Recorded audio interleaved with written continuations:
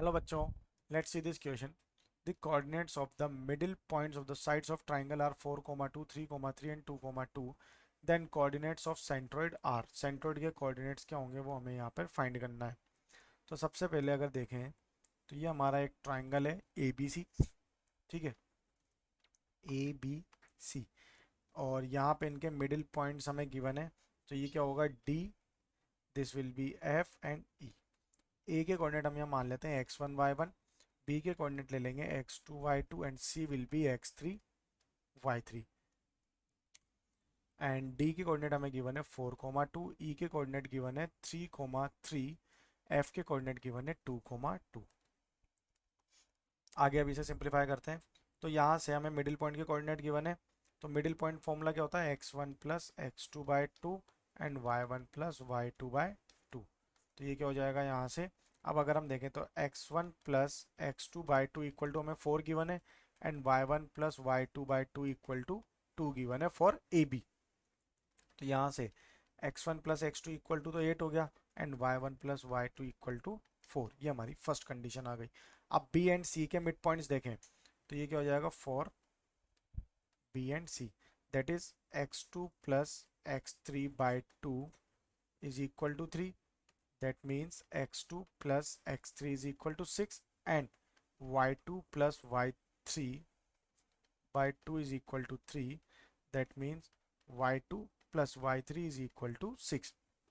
Similarly, यहाँ पे for midpoints of A and C तो यहाँ से ये क्या बनेगा x1 plus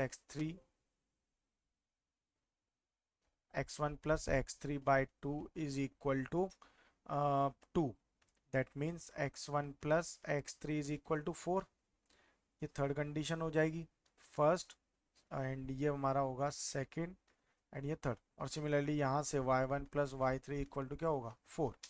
तीनों को अगर आपस में ऐड कर दें ऐड 1, 2 एंड 3 तो क्या मिलेगा यहाँ से 2 times of x1 plus x2 plus x3 is equal to 18 and 2 times of y1 plus y2 plus y3 is equal to 14. तो ये क्या हो जाएगा यहाँ से x1 plus x2 plus x3 is equal to 9 and y1 plus y2 plus y3 is equal to 7. अब हमें क्या गिवन है कि x1 plus x2 equal to तो 8 है and y1 plus y2 is equal to 4 है. तो x3 की वैल्यू तो कितनी हो गई यहाँ से x3 विल बी ये अगर x1 प्लस x2 8 है तो 9 माइनस 8 इक्वल टू 1. ठीक है 9 तो x3 तो 1 आ गया और y1 y2 4 है तो y3 कितना हो जाएगा 3. तो ये हमारे x3 y3 आ गए. अब x1 प्लस x3 की वैल्यू कितनी है 4. x1 plus x3 equal to 4 है तो देयरफॉर x1 की वैल्यू कितनी आ जाएगी 3. सिमिलरली यहाँ से y1 plus y3 equal to 4 है तो y1 इक्वल टू कितना हो जाएगा 1. तो यहाँ पे x1 x3 y1 y3 आ गए. तो यहाँ से सिमिलर कंडीशन अगर देखें तो x2 इक्वल टू 5 हो जाएगा. ठीक है और y2 इक्वल टू कितना हो जाएगा 3 हो जाएगा. तो यहाँ से तीनों पॉइंट्स आ गए. सेंट्रोइड का फॉर्मूला यहाँ पे लगाएंगे. सेंट्रोइड का फॉर्मूला होता है x1 plus x2 plus x3 by 3 and y1 plus y2 plus y3 by 3. इनकी वैल्यूज पुट कर देंगे. y1 is 3 x1 is 3 plus x2 is 5.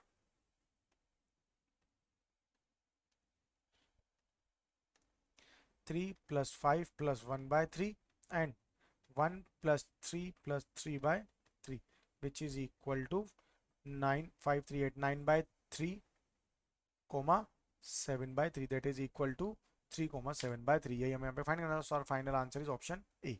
Best of luck.